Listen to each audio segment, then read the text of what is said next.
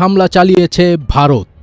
গতকাল রাতে পাকিস্তান ভূখণ্ডে এই হামলা চালায় ভারত।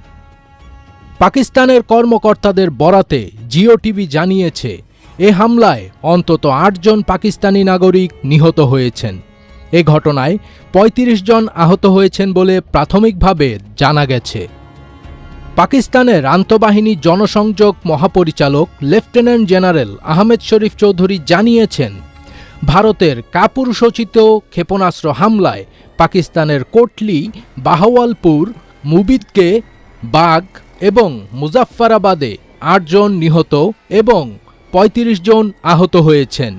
এর প্রতিশোধ হিসেবে সামরিক বাহিনী ইতিমধ্যে পাল্টা ব্যবস্থা নেওয়া শুরু করেছে।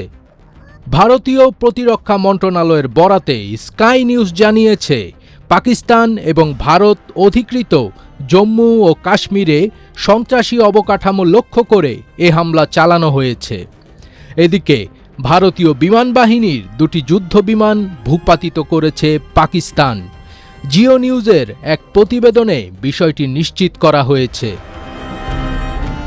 প্রতিবেদনে আরও বলা হয়েছে, ভারতের পাঞ্জাব ও আজাদ কাশ্মীরের শহরগুলোতে ক্ষেপণাস্ত্র হামলার জবাবে পাকিস্তান ভারতীয়